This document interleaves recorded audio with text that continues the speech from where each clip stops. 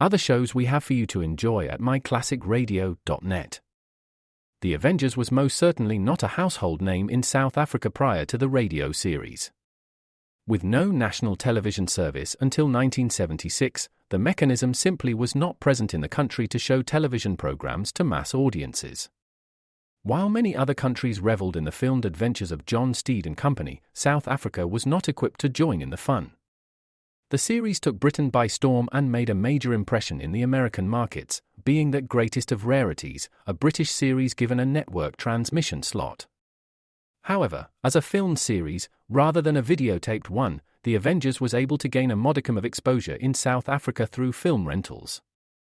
Come and listen at myclassicradio.net.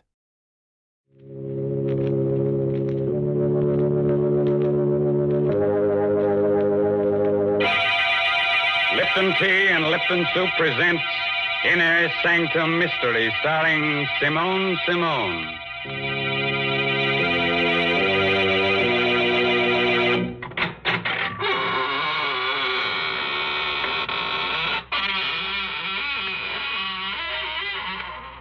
Good evening, friends of the Inner Sanctum. This is, of course, Raymond, your host. Please come in, won't you? Make yourself comfortable in any gloomy corner. We had intended to have a real surprise for you tonight. Instead of myself, we were going to have a guest ghost to act as host. But, unfortunately, this real ghost caught pneumonia, and he's in a very grave condition. The doctors have given up all hope. He's, going to become alive. Well, Mr. Raymond, I must admit I'm glad that ghost couldn't come. It's difficult enough to talk to you, but heavens, I wouldn't know what to say to a ghost. Oh, well, that's simple, Mary. All you have to do is find out whether it's a he ghost or a she ghost. And if it's a she? Oh, well, then you compliment her on her appearance. You say, darling, what a divine sheet you're wearing. That's right, Mr. Raymond. The ladies are always interested in something new to wear. And right now, I'm going to tell them about something they'll all want. It's a lovely piece of jewelry, a real sterling silver medallion about an inch in diameter. It's the kind of jewelry you find at those smart shops on Fifth Avenue in New York. But the only way you can get it is from Lipton's. The medallion is decorated with a Chinese inscription, and it's hung on a narrow black rayon satin ribbon. That's the height of fashion this year, you know. And here's how you get the medallion. Just send 25 cents and the box top from a package of Lipton's, the tea with the brisk flavor, to the Lipton Tea People, Box 92, New York City. Yes, that's Box 92 in New York City. And now it's time to begin. Our story is called The Black Art. It's an original tale by Milton Lewis. And our star tonight is that glamorous motion picture star, Simone Simone, who'll play the role of Claudine. So, gather close and get ready to hear a sweet little tale that'll make you wake up screaming for at least the next 2 weeks. You all set? Now remember, if you don't want your hair to stand on end, get someone to sit on your head. Okay? All right, now, let's hear Larry Gifford tell you his story in his own words. Wish I never heard that scream. I wish I never saw a body lying there. Blood all over the room. The knife on the floor near her throat. I'll never forget it. I'll never forget how I picked up the knife. I'll never forget the sweat that came creeping out all over me when I heard the door slam. Stand where you are. You make a move, I'll blow your head off. Don't shoot, copper. Drop that knife. Okay. What's your name? Larry Gifford. Look, I'm from Chicago. Stranger, huh? Yeah, what of it? What's her name? Her? I don't know. I never saw her before. Look, you don't have to frisk me. I haven't got a gun. Shut up. Listen, I know it looks bad, but you see, my room's downstairs. I heard a scream, and Give me back that wallet. Your hands up. Roll papers. What of it? So I'm an ex-con, so what? You don't know her, huh? No, I don't. What have you got there? Just a picture I found in your wallet, mister. Picture of her. To Larry. With all my love, Nancy. Reckon you forgot about this, huh? Yeah, but look, I didn't kill her. Shut up. I think I heard that scream and came up here.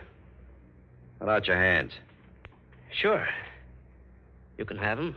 Here. Come back here. Come back.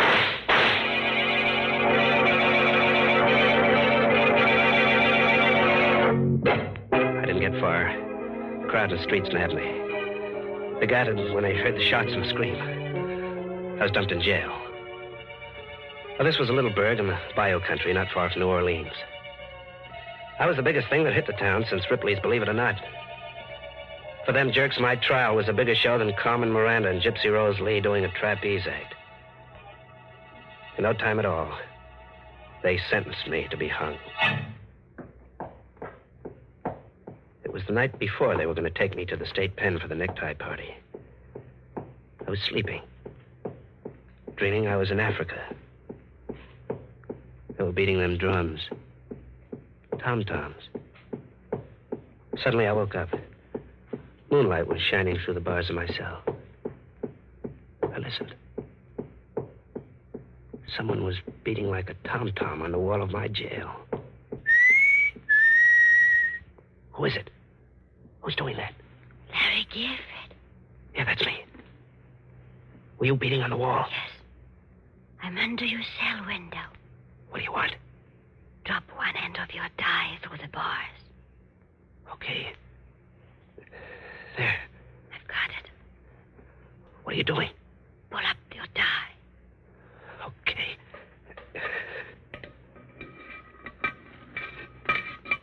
Got it? A gun. Yeah, I got it. Good luck. Goodbye. Thanks, baby. Whoever you are. What's going on there, Gifford? Huh? Oh, nothing. Why? I heard talking. Oh, I was talking in my sleep. You never done that before. I never was going to be hung before. What's you holding there?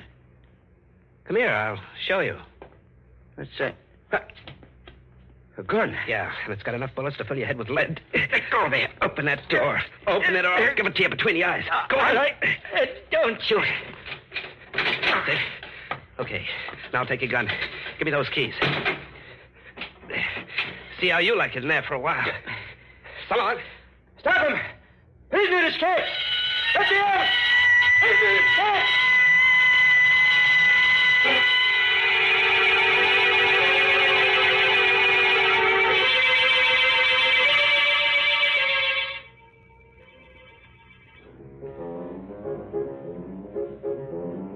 The Blue Bottle Bar. Someone told me it was a good joint where they don't ask any questions. It was. I had a few drinks. I was leaning on the bar, looking at a paper. What are you drinking? Scotch.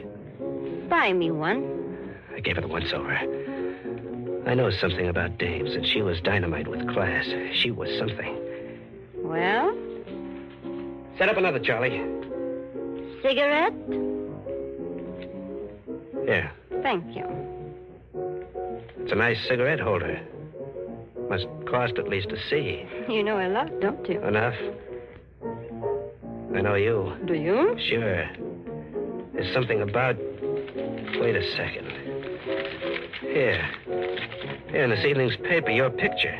Oh, it's not a very good picture, is it? After seeing you, no. Claudine Lucin, recently returned from France, elected head of art committee. Miss Lucin, member of one of New Orleans' oldest and wealthiest families. I've read it.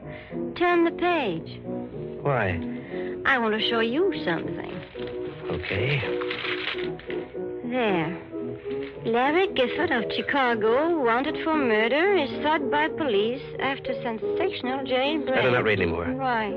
I feel something against your side. Yes. It's a gun. I'm holding it in my pocket. Don't be afraid. I won't give you away. Got a light? Yeah. What do you want? Listen to that music. That tapping. What about it? The way you're tapping your cigarette holder against your glass. I'm just keeping time to the music.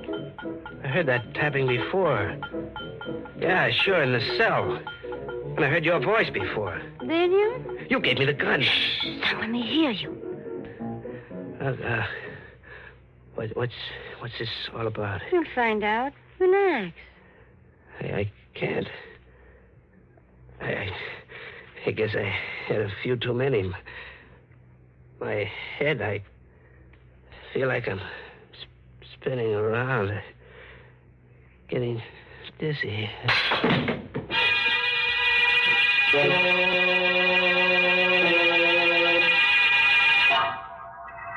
Two green eyes, pink with blood around the edges, looked at me out of a queer, furry head. It was the head of a bat.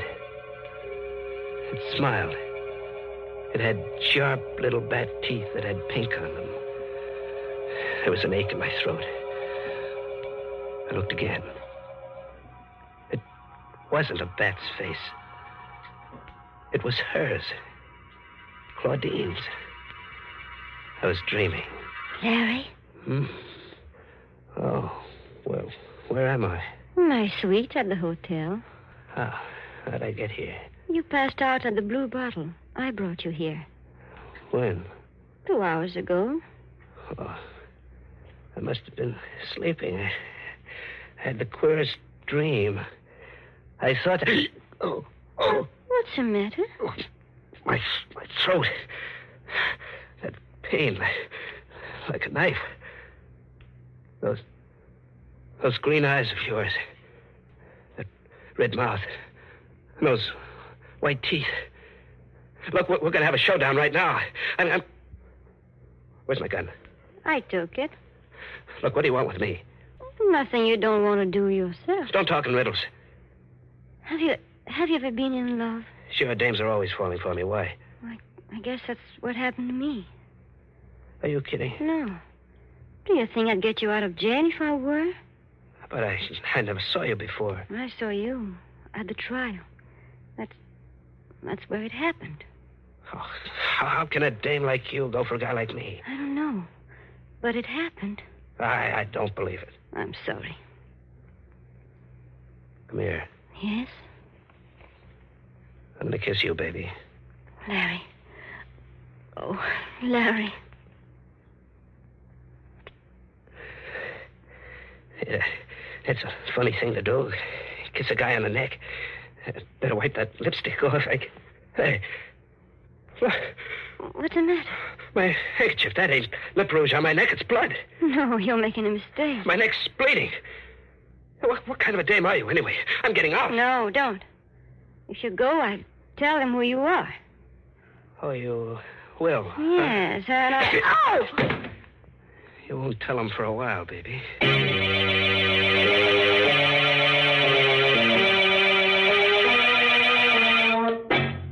Ma Grady's joint in the old city of New Orleans was just a place. She'd never find me in that dump. Nobody'd ever find you there. I got a room. I went to sleep. I was safe. Then I heard it again. That same rhythm. It woke me up. I heard it, but I couldn't believe it. How could she know I was here? Or was it her? There was nobody in the room. I opened the door. Nobody outside. I slammed it. The beating stopped. I turned around. I was looking into the muzzle of a gun. Sit down, Larry. How'd you get here? My Grady ran to the room next to you. There's a connecting door. What's the idea of the gun? Can't you guess? You gonna kill me? Maybe. Well, you're going to a lot of trouble to bump off a guy who's gonna be hung anyway. Do you want to die? No. There is a way you can live. How? By coming with me. Yeah? What else have I got to do? Marry me. You're out of your head. You hate me? No, I don't. I don't hate you. I'm scared of you. Yeah, I've never been scared of anybody the way I'm scared of you. Scared enough to do as I say? Maybe I had hoped you would love me. Maybe I do. You're lying. No, baby. It's no use. Look, what are you going to do? Kill you? No, put the gun down. Give me a break. Don't.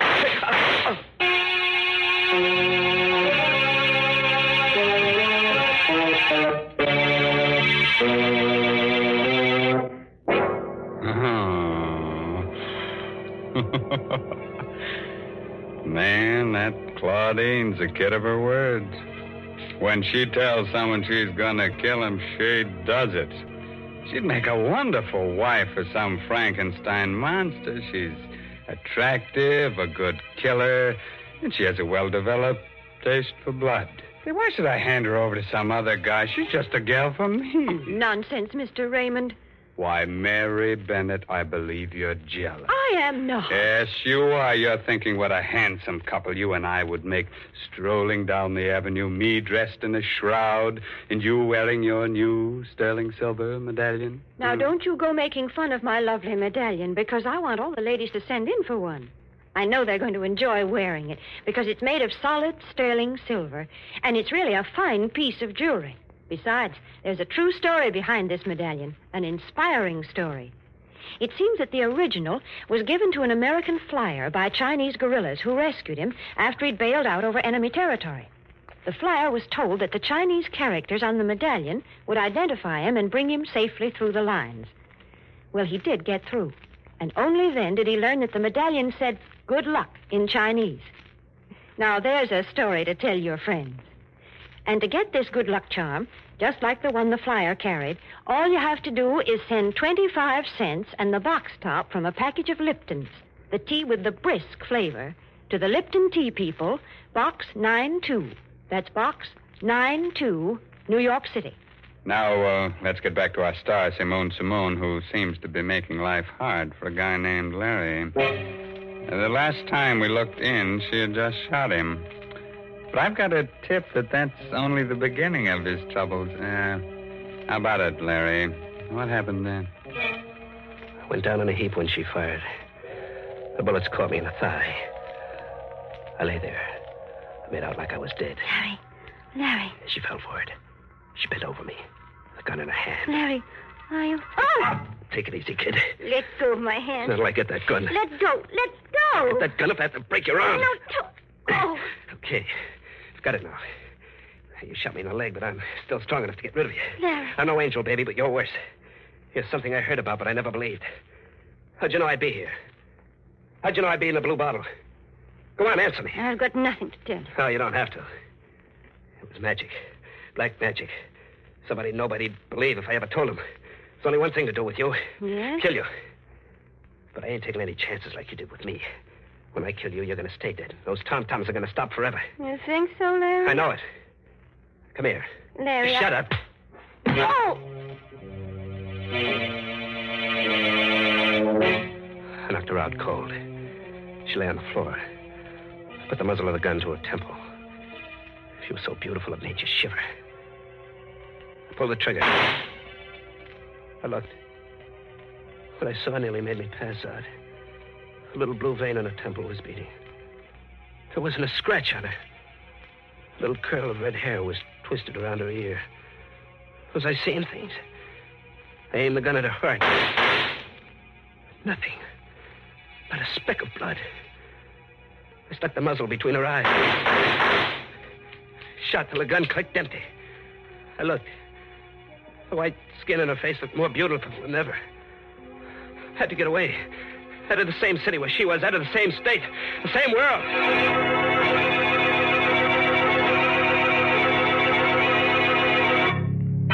I let out for the open country, to the bayous on the river back in New Orleans.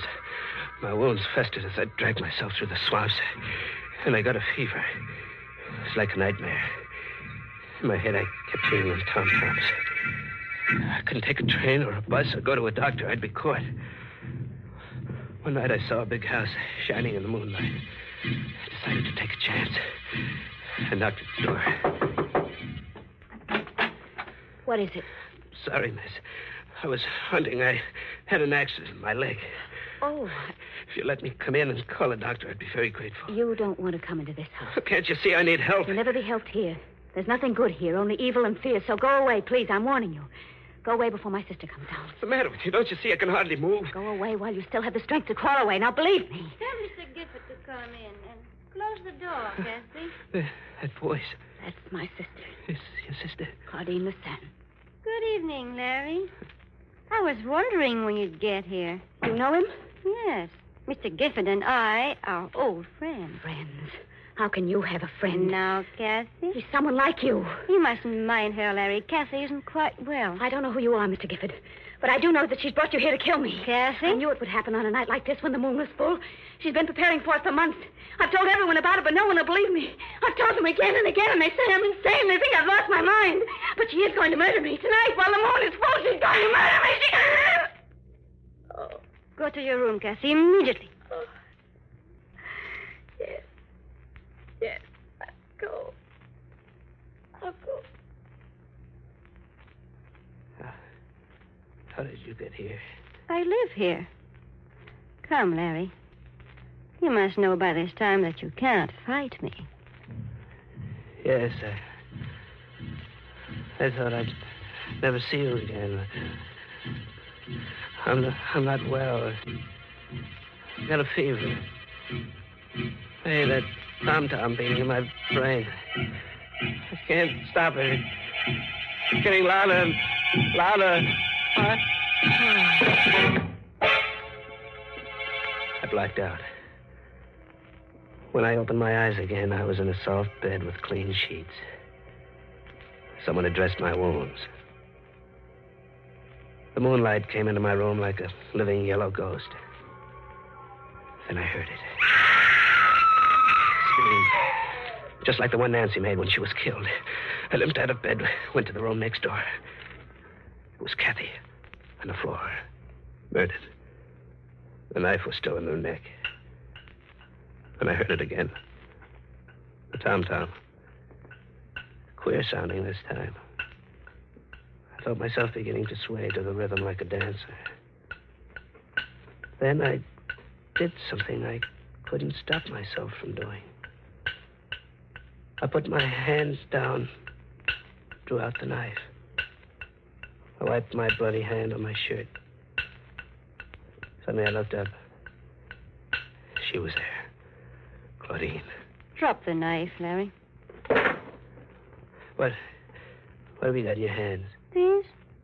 These came from the skeleton of someone who was once alive. You're not a woman. You're a devil. I'm going to... Don't come any closer, Larry. I don't want to kill you just yet. Just yet? So we're close to the payoff. Yes. You're trembling, Larry. Who are you? There's no reason why I cannot tell you now. You don't believe, do you, that there are unseen powers that can be controlled by someone who knows how? I can believe anything about you. Thank you, Larry. Your heart is pounding like a throbbing drum, isn't it, Larry? You can feel death close, can't you? What have you got to say to me? I'm going to tell you a story, Larry. The story of a child who was brought up on this estate by a strange old woman, a conjure woman. In her head were all the black arts of the world. She taught me. Why are you telling me this? It amuses me to watch you a murderer, helpless and terrified. So terrified you can hardly breathe. I find it very exciting. Then it was blood I found on my handkerchief. Yes. It is one of the ways to gain complete power over a person. And a tom-tom. Another spell to make you do what I want. And the murder of your sister? You want me to be the patsy for that? You're beginning to understand. You see, Cassie and I inherited the estate. There's really not enough for both of us. You tell him I did it. Yes. And that I killed you in self-defense. What are you looking at me that way for? I was remembering something. Remember it? Oh. That kiss, baby, wasn't it? You're a devil, but still a woman, ain't you? You didn't forget that kiss, did you? No. Well, what are you going to do? Come here. Closer. Well? Don't move. There. You can let me live. Live when it's my life against yours, you fool. I'll put that gun down. When I'm finished. Please, give me a break. I'm begging you. Begging you? I'll do anything you say. Just give me a chance, please. Here it comes, Larry, between your eyes.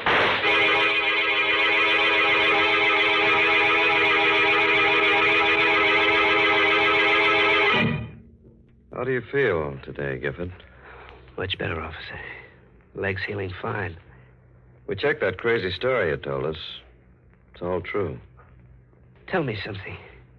How'd you know to come to the Lucerne place when you did? You arrived just in time. A second later, and she would have killed me. Kathy, her sister, phoned us, told us to come out. I came in the room and saw her threatening you with a gun. I shot at her. I had to. Got her in the shoulder. You should have killed her. State will take care of that. Did you believe the story she told you at first? That I killed her sister and she was killing me in self-defense? No. You see, Gifford, we'd found out that you weren't a murderer. You didn't kill Nancy Warren. The man who did that confessed. That made her whole story false. How did she do it, Captain? How did she find out where I always went? Police psychiatrist said she did it by post-hypnotic suggestion. She told you where to go while you were asleep, and you never realized that you were always doing just what you wanted. But the bullets, when I shot at her and tried to kill her, how'd she do that? It was all carefully planned. The first shot she fired at you were real bullets. The others in the gun were blanks. She wanted to get you so thoroughly under her power that you think she couldn't be killed. You see, all this so-called black magic has an explanation. Has it? I wonder.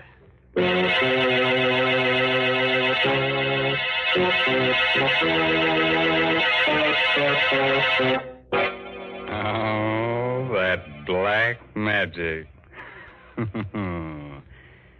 I tell you what I'm going to do. Step right this way, friends, and get yourself a post-hypnotic suggestion. Spell it backwards, and you get murder. What's that? You can't spell. Ain't you lucky? Talking of luck, Mr. Raymond, I think Larry Gifford was mighty lucky to escape that awful woman. Oh, well, you see, Mary, it's very simple. He probably wore one of your good luck medallions. Oh, now that's plain silly. A man wouldn't wear a medallion on a black rayon satin ribbon. It's the ladies who like jewelry.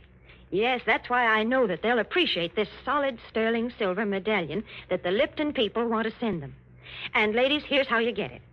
Send just 25 cents, which includes tax and postage, with a box top from a package of Liptons, the tea with the brisk flavor, to the Lipton Tea People, Box 92 in New York City.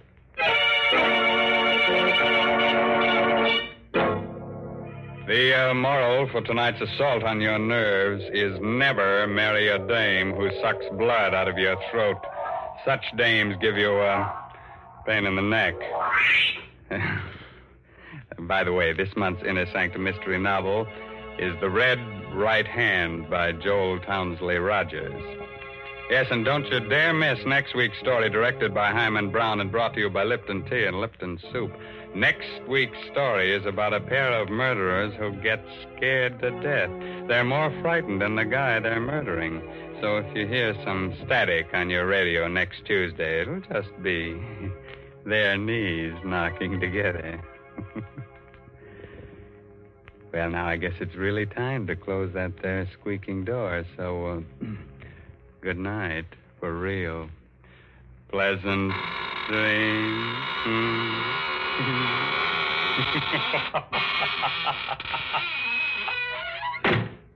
Folks, the next time you send a box of food to your boy overseas, be sure to include a package or two of Lipton's Noodle Soup Mix.